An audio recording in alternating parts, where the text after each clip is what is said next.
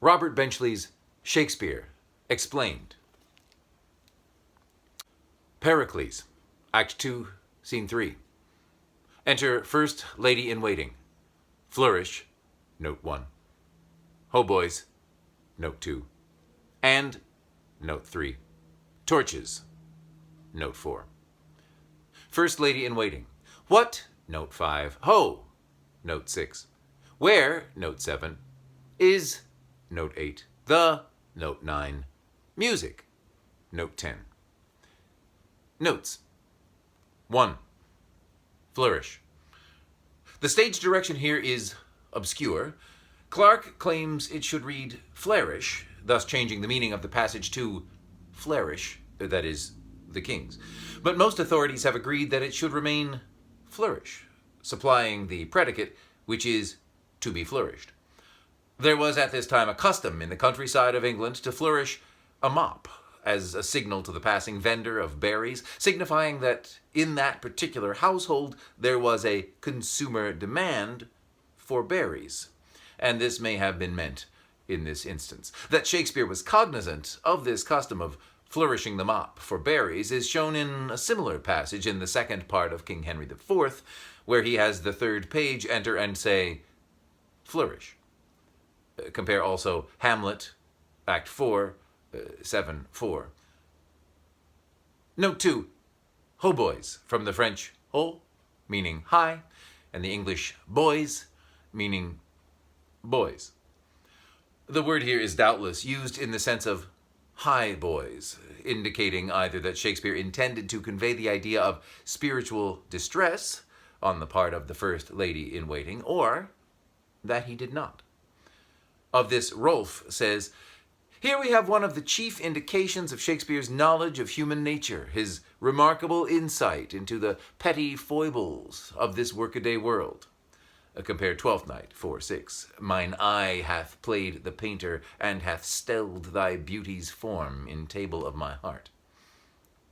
Note 3. And, a favorite conjunctive of Shakespeare's in referring to the need for a more adequate navy for England.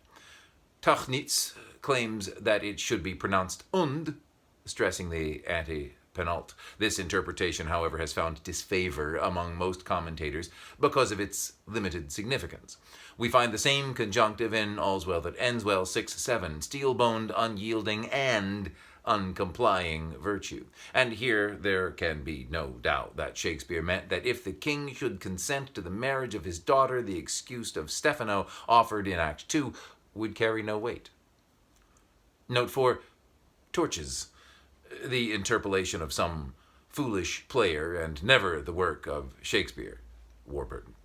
The critics of the last century have disputed whether or not this has been misspelled in the original and should read troches or troches. This might well be since the introduction of tobacco into England at this time had wrought havoc with the speaking voices of the players, and we might well imagine that at the entrance of the First Lady in Waiting there might be perhaps one of the hautboys mentioned in the preceding passage bearing a box of troches or trognies for the actors to suck.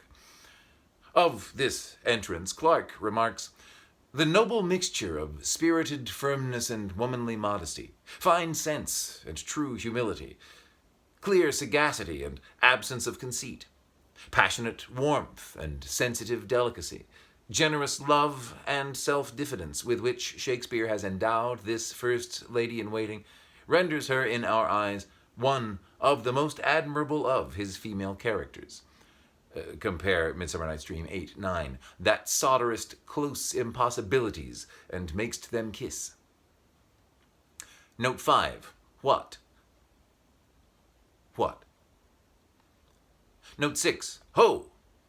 In conjunction with the preceding word, doubtless means what ho, changed by Clarke to what who. In the original manuscript it reads what hi, but this has been accredited to the tendency of the time to write what hi when what ho was meant. Techner alone maintains that it should read what humph. Compare Hamlet 5-0. Hi ho. Note 7. Where?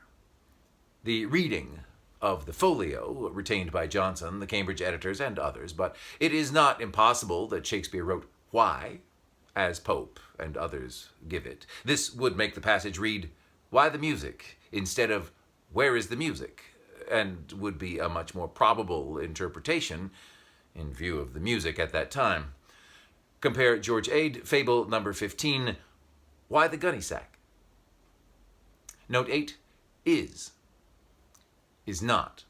That is, would not be. Note 9, the. Compare Hamlet 4:6, Midsummer Night's Dream 3:5, All's Well That Ends Well 2:6, Twelfth Night 1:3, and 3:1. That knits up the raveled sleeves of care. Note 10, music. Explained by Malone as the art of making music, or music that is made. If it has but one of these meanings, we are inclined to think it is the first. And this seems to be favored by what precedes, the music.